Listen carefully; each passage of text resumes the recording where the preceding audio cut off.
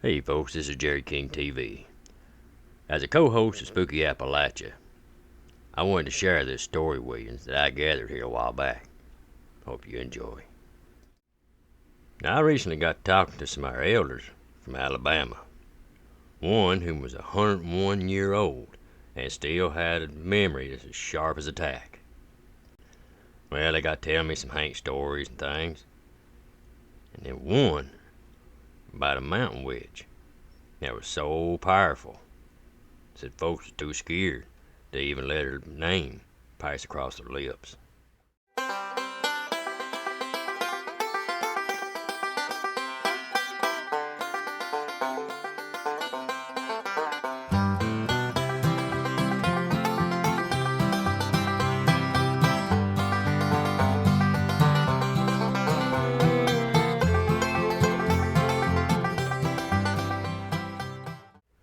Now, these folks knew her name, but said I didn't want to know it, and I agreed with them.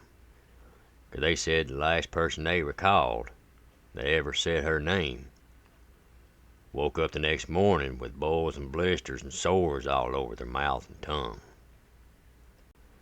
But now, said all the local folks back in, said they all knowed her as Old Rags, because she always wore a cloak-looking thing and looked like it was just, sewn together with just old rags.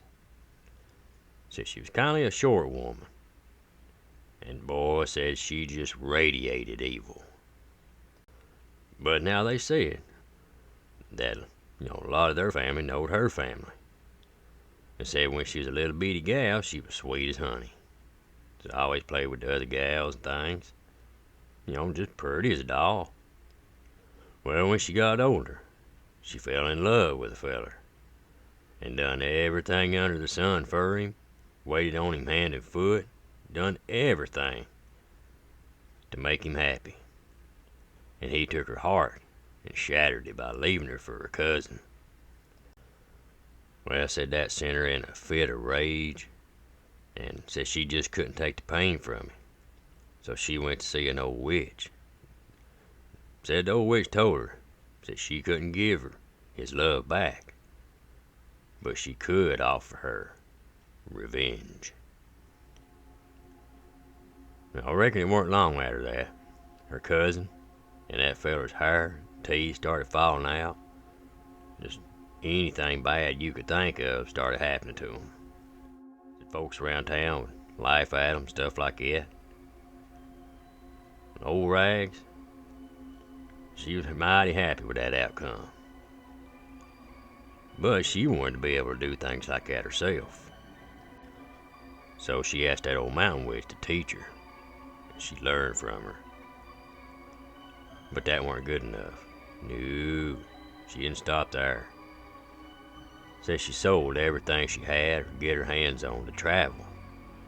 Says she even went to the old countries and sought out some of their most powerful witches and learned from each one of them. Then she heard about a woman who was mighty powerful with a magic called voodoo. And she even went and learned some from her. Then she started mixing the crafts. But then she started changing. Said she was a different person altogether.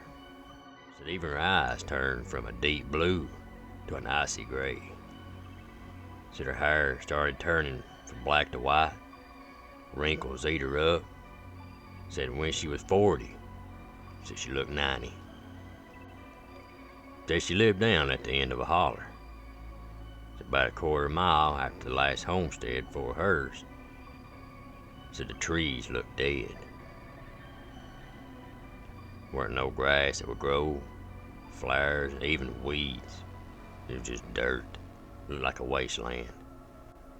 They said she'd sit with her front door open, sit in an old rocking chair just inside the doorway and look out.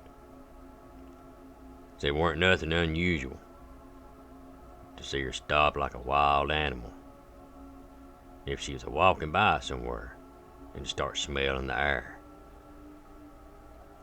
Sometimes she'd do that and just start laughing and then turn and go back in the way she was coming, or just veer off through the woods. And, young as being young'uns, a teenage boy was trying to impress a gal once, and said he was going to go stand in front of her house and chuck a rock at it. They said to this very day, they don't know exactly what he's seen or what happened. They said that boy come walking back up the road, white-headed, mouth gaped open, and for the rest of his days, said he just sat and stared at nothing, said oftentimes screaming out top of his lungs. Sometimes folks have to come together and hold his arms and legs down, because he'd go into fits. One day they said she just up and just left the area, so nobody knowed where she went.